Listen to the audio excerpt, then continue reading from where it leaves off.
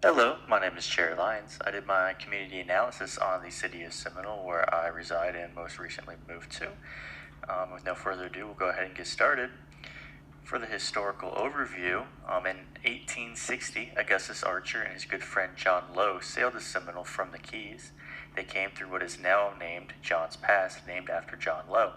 The land was full of tall pine trees that were very suitable for building homes, and plenty of land for farming and cattle, as well as the wildlife for the hunters to provide meat for their families.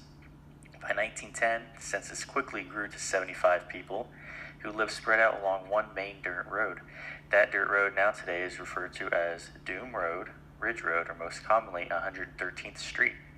In 1933, Bay Pines Veterans Hospital opened, opening hundreds of jobs for laborers. By the 1960s, mass productions of homes began, taking down trees and building new neighborhoods. In 1962, Seminole High School opened, and in 1965, the big shopping center was finished. In 1970, Seminole officially became a city, and the first mayor elected was Russell Stewart. In the 1990s to 2000s, many libraries, post office, and government official buildings began to open and become built. The population surpassed 19,000 people, which is right around where it sits today.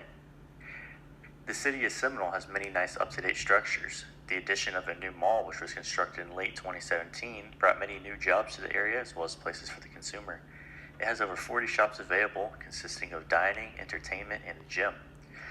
One downside to the structure that I've personally noticed is the parking lot. It can be quite difficult to navigate and can also be dangerous. I've seen many near collisions happen. The picture in the top right shows the layout of the parking lot. The green highlighted road has no stop signs maintaining the right-of-way, where the red horizontal lines are other flows of traffic that do have stop signs. The people at stop signs sometimes assume the other flow of traffic does not, and they pull out right in front of other moving vehicles. Signs warning drivers that it is not a four-way stop would be very beneficial for safety measures. Another picture included in the bottom right-hand side is what another resident brought to my attention. It is located near Seminole City Park at the intersection of 74th Avenue and Ridge Road at a three-way intersection. It can be very difficult to maneuver and very dangerous. They have recently added signs to the area for automobile operators to increase awareness and safety, and I think it would be very beneficial to have this implemented in the parking lot of the Seminole City Center. With the city of Seminole consisting of 5.62 square miles of land and a population of 18,000, my calculation gives me 3,202 people per square mile, making it slightly less congested than that of Pinellas County that comes in at 3,447 people per square mile. In my opinion, that is not at all problematic. This brings mild to moderate traffic dependent upon the time of day, which is better than other areas in Pinellas County such as St. Petersburg. There are over 1,000 vacant living housing units, and the housing units average 2.2 people per household. I think this could be directly correlated with the elderly population, with most of the population being over the age of 60. Now, if it were a younger population with families of 4 occupying these households with no vacancies, I think it would become very overpopulated.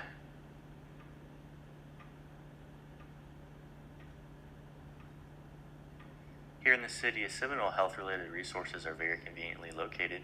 Between the Bardmore ER facility, Bay Pines Veteran Hospital, as well as Morton Plant Hospital, there's many adequate medical facilities nearby.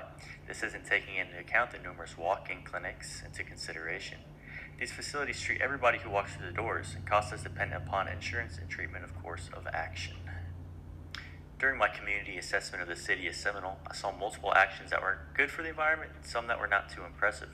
One big thing I noticed was the pollution of the waterways. Some of the watercraft vehicles left tremendous streaks of oil atop the water, which over time will build up and have negative effects on all aspects of aquatic life.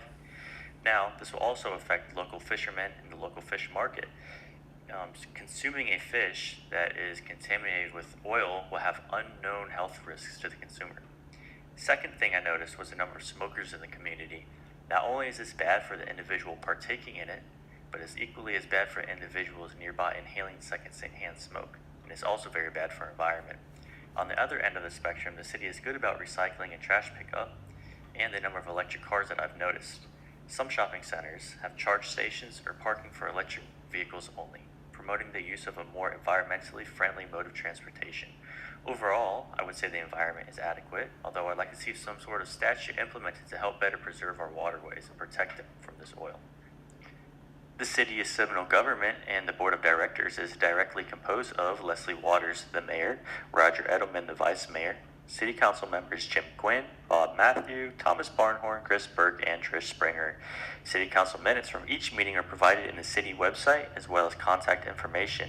Contact is done via email, and they claim to respond in a timely manner, regular business hours, Monday through Friday. The funds appear to be appropriately used, with the majority of funds going towards public safety, consisting of 65% of funds, with the next largest being 13% going towards culture and recreation. The government seems to be doing a good job of dispersing funds by not increasing their own pay, rather giving it back to the community to make it a safer, better place for the pedestrians. According to my assessment and analysis, the top priority would be motor vehicle safety, as mentioned earlier. The parking lot of the new plaza is very difficult to maneuver and every day nearly has accidents. Motor vehicle accidents are a tremendous risk of trauma and potential death, especially for the elderly, more frail population here in Seminole. Secondly, smoking was a major health concern that I recognized. Smoking is a major risk factor for nearly all disease processes. I think education can help individuals stop smoking if it is related to an education deficit. Education provided may also help the stubborn old-timers who don't want to break habit. I think it would be very beneficial for smoking alternatives to be advertised within the community, whether it be gum, patches, lozenges, and nicotine-free vape pens if it's more of a difficult physical habit for an individual to break. I would like to see a statute implemented in regards to oil saturations in the waterways. It's not good for aquatic life in the ecosystem, local fishermen and fish being consumed by consumers, as well as the individuals swimming in the waterways or performing aquatic sports such as wakeboarding. An accidental fall could result in the ingestion of oily polluted waters, which would ream negative health risks. Lastly, accessibility to transportation or alternatives. This is directly, once again, aimed at the elderly population in the community that no longer drive. Without being able to drive, they may miss out on very important appointments or follow-up dates. I know there are internet-accessible doctors via video chat, which is new, but this is most likely too technologically advanced for the population within the society, so I think an alternative would be very beneficial. And this concludes my analysis. I'd like to thank each and every one of you who took the time to watch my presentation. Thanks.